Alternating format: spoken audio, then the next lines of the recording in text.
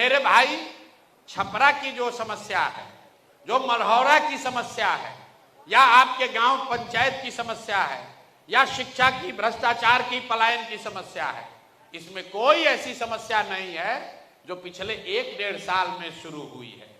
ये वर्षों से चला आ रहा है। मढ़ौरा आज नहीं बंद हुआ है, लेकिन जरा आप अपने से पूछिए कि आपके विधायक कितना बार से आप उनको जिता रहे हैं, आपके सांसद महोदय को आप कितना बार से जिता रहे हैं। आप तुरंत कहिएगा भैया 2 बार, 3 बार, 4 बार।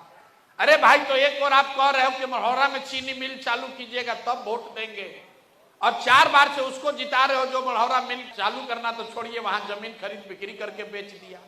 दोनों बात कैसे होगा रे भाई? भाई साहब कह रहे सामान्य आदमी को दीजिए। डॉक्टर साहब है, उनसे भेंटे नहीं हो रहा है। डॉक्टर साहब कितना बार से जीत रहे हैं, उनको वोट 2 बार से 10 वर्ष हो गया।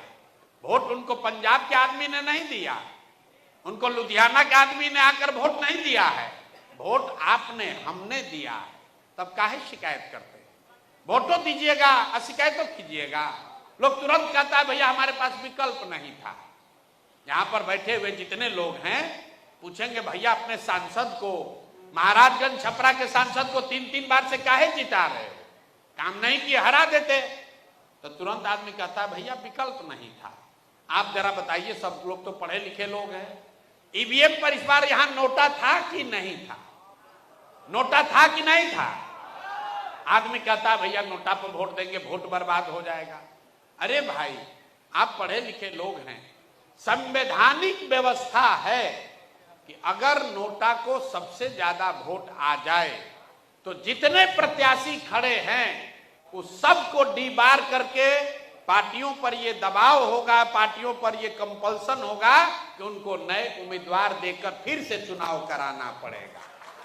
लेकिन जिस दिन वोट देना था उस दिन तो आपको मोदी जी दिखे, उस दिन आपको राम मंदिर दिखा, उस दिन लालू से हिसाब किताब दिखा, उस दिन आपको अपना जात दिखा, उस दिन रात में बटने वाला मुर्गा भात दिखा, 2 पाउच का हिसाब किताब भी लगाया गया।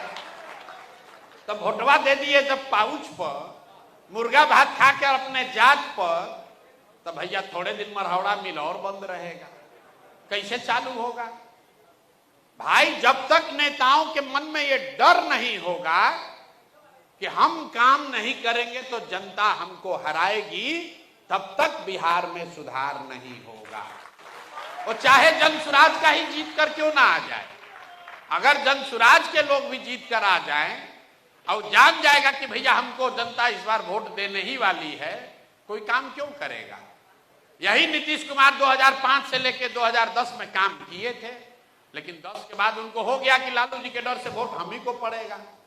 15 के बाद तो उन्होंने ऐसा फॉर्मूला बना लिया है कि वोट आप किसी को दीजिएगा हम ही रहेंगे।